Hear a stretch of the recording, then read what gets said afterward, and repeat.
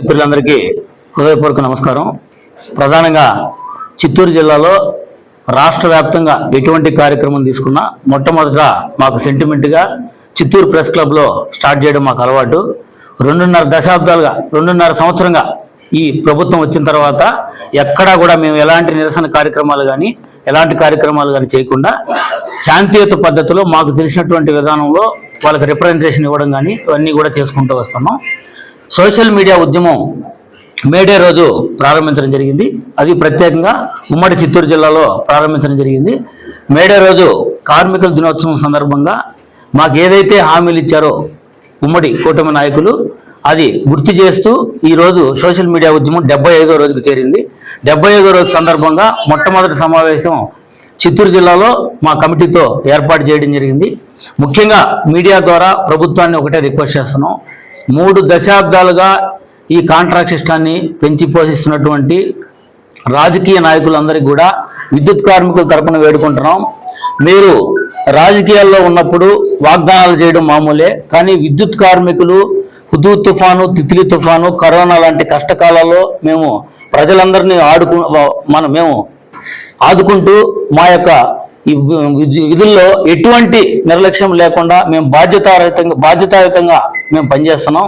మీ అందరికి కూడా ఒకటే రిక్వెస్ట్ చేస్తున్నాం, రాజకీయ పార్టీలందరికీ కూడా మీరు గత ప్రభుత్వంలో జగన్మోహన్ రెడ్డి గారి పాదయాత్రలో మొట్టమొదట ఈ చిత్తూరు జిల్లాలోనే కలవడం జరిగింది. ఇడుపులపై నుంచి ఇచ్చాపురం వరకు పాదయాత్రలో మమ్మల్ని రెగ్యులరైజ్ చేస్తానని చెప్పి హామీ ఇచ్చారు. ఆయన ఆ హామీని నిలబెట్టుకోకుండా వెళ్ళారు. అది గుర్తు చేస్తూ గౌరవ ఇప్పుడున్నటువంటి మంత్రివర్యులు నారా లోకేష్ గారికి మన పాదయాత్రలో యువగలంలో మేము రిక్వెస్ట్ చేసినప్పుడు ఆయన ఆర్టీపీపీ కేంద్రంగా మాకు హామీ ఇచ్చాడు. జగన్మోహన్ రెడ్డి మిమ్మల్ని మోసం చేశాడు, మేము వచ్చిన వెంటనే మిమ్మల్ని రెగ్యులరైజ్ చేస్తామన్నారు. అదేవిధంగా గౌరవ ఉప ముఖ్యమంత్రి వర్యులు శ్రీ కొనిదెల పవన్ కళ్యాణ్ గారు కూడా అదేవిధంగా మాకు జనసేన జనవాణి కార్యక్రమంలో హామీ ఇవ్వడం జరిగింది. మేము ఎందుకు గుర్తు చేస్తున్నామంటే రాజకీయ నాయకుల వాగ్దానాలంతా ఎలా అయిపోయిందంటే మమ్మల్ని రాజకీయం కోసం ఈ విద్యుత్ సబ్స్టేషన్లలో ఒక నిధిలాగా ఈ విద్యుత్ సంస్థని వాడుకుంటున్నారు. ఈ కాంట్రాక్ట్ సిస్టాన్ని పెంచి పోషిస్తూ దాదాపు కాంట్రాక్టర్లు ఇంటి దగ్గర కూర్చోబెట్టి 150 కోట్ల రూపాయలు ప్రజాధనం వృధా అవుతుంది. ఈరోజు 3 దశాబ్దాల పాటు పనిచేసినటువంటి కార్మికుడికి ఎటువంటి బెనిఫిట్ లేకుండా, రిటైర్మెంట్ అనేది కూడా చెప్పకుండా, కనీసం ఒక పూలమాల కూడా లేకుండా మనం ఇంటికి పంపించేస్తున్నాం. హైటెన్షన్ టవర్స్ మీద దగ్గర నుంచి కింద గ్రౌండ్ లెవెల్లో పనిచేసేటువంటి కార్మికుడి వరకు ప్రతి ఒక్కరూ 30 సంవత్సరాల పాటు పనిచేసి ఎటువంటి ₹1 బెనిఫిట్ లేకుండా వెళ్ళిపోతున్నాడు. కానీ మీరు రాజకీయ వాగ్దానాలు ఎలా ఉన్నాయంటే 5 సంవత్సరాలు, మీరు ముఖ్యంగా మీడియా వాళ్ళకి చెప్తున్నాం, 5 సంవత్సరాలు జెండాలు మోసినటువంటి వ్యక్తులు ఈ విద్యుత్ సంస్థలో ఎంటర్ అవుతున్నారు. తర్వాత ఈ 5 సంవత్సరాల తర్వాత వాళ్ళని రెగ్యులరైజ్ చేయమంటే వాళ్ళని మీరు గత ప్రభుత్వంలో రాజకీయ నాయకులు పెడితే వచ్చారు కాబట్టి మిమ్మల్ని రెగ్యులరైజ్ చేయడానికి కుదరదు అంటున్నారు. ఆ ప్రభుత్వంలోనైనా ఇప్పుడున్నటువంటి ప్రభుత్వంలోనైనా ప్రజల చేత ఎన్నుకోబడినటువంటి ప్రజాప్రతినిధులైన మీరు రెఫర్ చేస్తేనే విద్యుత్ సంస్థలో రూల్ ఆఫ్ రిజర్వేషన్ ఉన్నా, పోటీ ఉన్నా, ఎలా ఉన్నా మళ్ళీ మీరు రికమెండేషన్ లేకుండా విద్యుత్ సంస్థలోకి రావడానికి కుదరదు. మరి మీరు ప్రజలందరి చేత ఓట్లు వేసి ఎన్నుకోబడినటువంటి మీరే రెఫర్ చేస్తున్నటువంటి విద్యుత్ సంస్థలో మీరే రెగ్యులరైజ్ చేయడానికి కుదరదు అంటే ఈ విద్యుత్ కార్మికుల పరిస్థితి ఏంది? మీరు ఇంకా ఎన్ని సంవత్సరాలు ఈ విధంగా మోసం చేస్తారు? అదేవిధంగా సూటి ప్రశ్న వేస్తున్నాం, విద్యుత్ సంస్థలో ఉన్నటువంటి రెగ్యులర్ సంఘాలన్నింటినీ కూడా ఒకటే రిక్వెస్ట్ చేస్తున్నాం.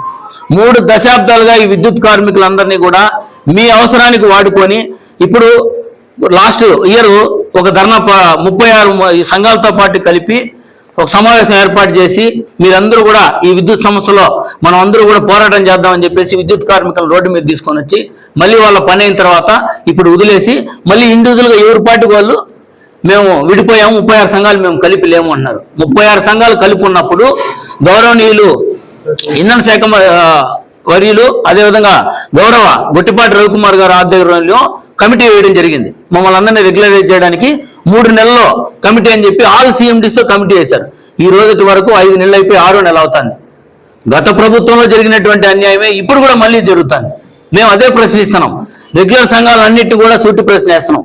మీ యొక్క ఉపయోగం అయిపోయేంత వరకు, మీ అవసరాలు తీరేంత వరకు విద్యుత్ కార్మికులు 36 సంఘాలు ఏకదాటి మీద తీసుకొని వచ్చి ఈ రోజు 5 నెలలు అయిపోయి 6వ నెల పెడుతుంది.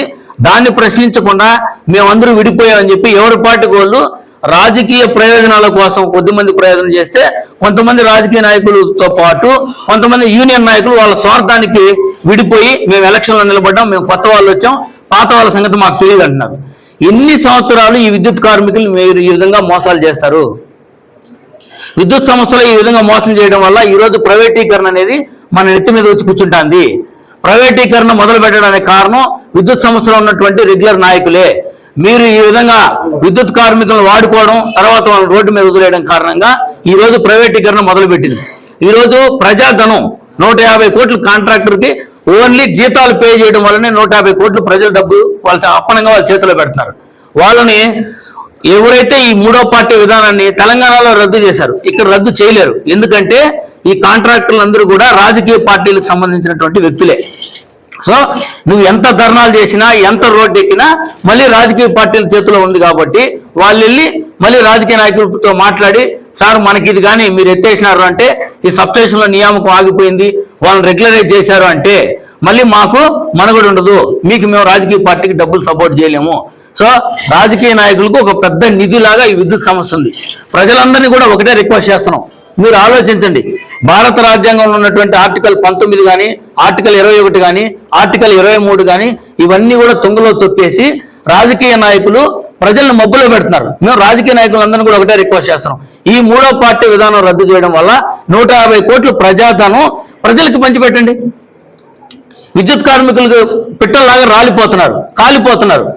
మీరు ఒక చిన్న సున్నితమైన అంశం, ఇది మాట్లాడచ్చో మాట్లాడకూడదో నాకు తెలియదు, కానీ ఒక చిన్న సంఘటన జరిగితేనే, ఒక చిన్న సంఘటన అని చెప్పను, ఒక లాకప్ డెత్ ఏదో సంథింగ్ ఒక పెద్ద ఇష్యూలో జరిగింది అనుకున్నాం.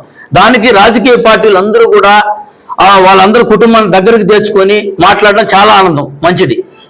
ప్రతిపక్ష నాయకులైన